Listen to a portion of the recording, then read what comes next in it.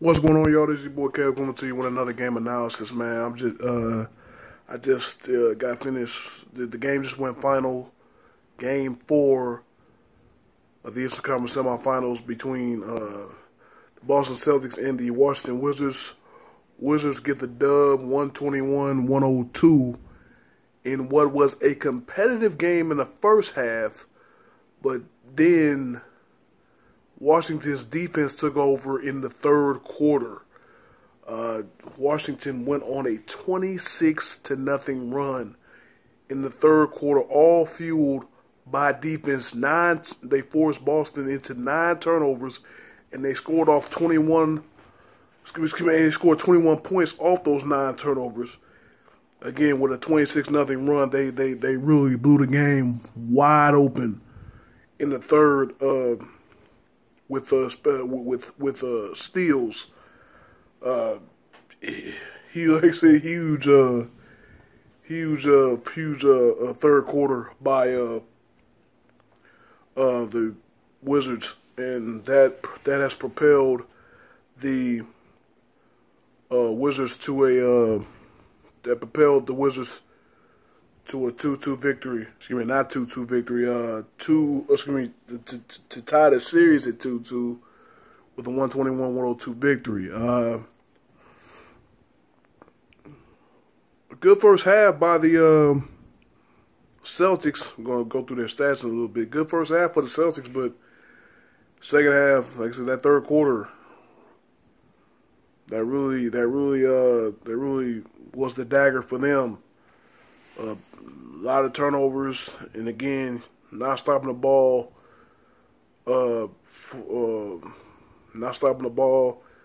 As far as John Wall and Bradley Beal was concerned, and they took it. The Wizards took advantage, man. I mean, that third quarter, that was huge, really huge. But gonna take a look at the big time players for Boston in this game. Obviously, you got to start with Isaiah Thomas, 19 points, 5 assists, but then he had those 6 turnovers. Like I said, some of them coming in the third quarter, which led to some easy points for Washington. Shot 7 of 14 from the field, 5 of 6 from 3-point range. Did not attempt a free throw. That is very surprising. I mean, and again, it's all credit to the defense by it's credit to the defense as well by Washington. But I mean, when your best player does not attempt a free throw, that's a problem. That's a serious problem. And Boston's got to get that fixed if they want to get back in this series. Going home for Game 5. Terry Rozier has 16 points off 5 of 10 shooting, 7 rebounds. Of course, a lot of his points came in the fourth quarter, garbage time. Kelly Olynyk, but he's a very popular man in DC right now. 14 points, 5 of 9 shooting, and then Al Horford had 11 points on 5 of 10 shooting. He had a 3. He had 5 rebounds and 5 assists. Like now, when you're the center, I mean, I mean, when you're the center, I just feel that you shouldn't have, you should have at least 8 rebounds. I don't know why I feel like that. I just do. I mean, if you're playing in the paint, I feel like you should at least have 7, 8 rebounds. I don't know, but it is what it is. Crowder has 7 rebounds, 6 points, 2 of 9 shooting. He's got to step it up. Yeah, Smart had 9 points, 6 assists. Really bad shooting night from the Celtics though. They only shot 44% as a team. They did well from the free throw line, 75% again. Thomas did not have any of those, so that's really a problem. But the 18 turnovers. 18 turnovers is what killed Boston, excuse me, was killed Boston in this game.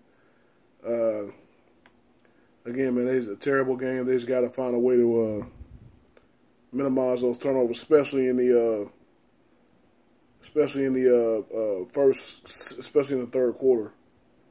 That was just devastating. Actually, Washington actually had 19 turnovers in the game, but those were mostly in the first half, I believe. But another big night for the backcourt for Washington, John Wall and Bradley Beal. We'll start with Bradley Beal. Beal had 29 points off of 11 of 16 shooting. He had been struggling, but, you know, big-time bounce-back game here. 3 of 6 from three-point range. Had 4 rebounds. That was the only real thing he had other than scoring. But, yeah, big game for him. When Wall has that help in the backcourt, especially with Beal, I mean, and then you get some help from like Gortat and Morris and Porter. You know that Washington's real dangerous. Washington is really dangerous when Wall gets that help. Speaking of Wall, Wall had 27. Didn't shoot well at all. 8 of 25, only 32% shooting, but he did hit all 9 of his free throws.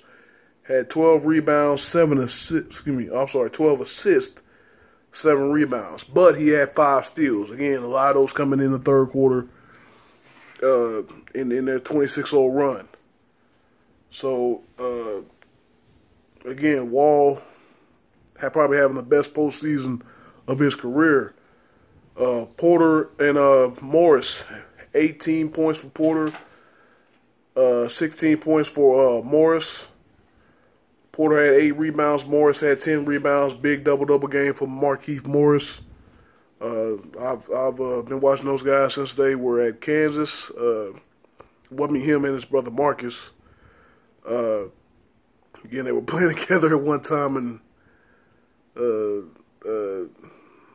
were pissed as hell. I think it was Markieff who was really pissed as hell when Marcus was. I forgot which one, but one of them was really pissed when the other one was traded. So I think it was Markieff, but yeah, Markieff is in a great situation here in a great situation in Washington, and then he had 3 steals as well. He's really working out for that Wizards team. And also Porter had 4 steals. He had some big buckets in that 26-0 run as well. Bogdanovich stepped up for him off the bench with 13 points off 5 of 7 shooting. He's been having a real good playoffs for them. Brandon Jennings didn't give you a point. I mean, you got to get more production out of him if you want to win the series. Gortat only had 6 points, but he only shot 5 attempts. But he did have 7 rebounds. Like I said, that 7 to 8 range when you're a big man at least. But yeah, man, Wizards backcourt gave them help. Wizards backcourt performed as they should, and then the front court, and then Bogdanovich off the bench gave them help. And then Gortat had, like I said, 7 rebounds. That's pretty decent. It's still not enough, I don't think, but it's pretty decent, though. Again, man, Washington with the victory, 121-102. Boston in the first round against Chicago, the road team won all 4 games, won the first 4 games. So in this one, the home team won the first 4 games. Now, I mean, to be honest, when you look at both of those games that the Wizards had in Boston came back from pretty good deficits. I mean, if the Wizards had really played better in Boston, this could have been a sweep. I mean, to be honest, this could have been a sweep. Because actually, They lost double-digit leads in both games, game 1 and game 2, in Boston. So this could have been a sweep. And of course, the big storyline coming in was the suspension of Kelly Oubre for, his shove of Kelly Olynyk in game 3. He should be back for game 5. I mean, like I said, the defense really wanted for the Wizards in the third quarter. Oubre, a defensive specialist. I mean, apparently he wasn't missed as much in this game 4 as a lot of people thought he would be. But again, man, great defense, great defensive execution by the Wizards here in game 4. Watching Spurs and Rockets game 4 right now. I should be able to have a game analysis for you for this one after, but thanks so much for watching.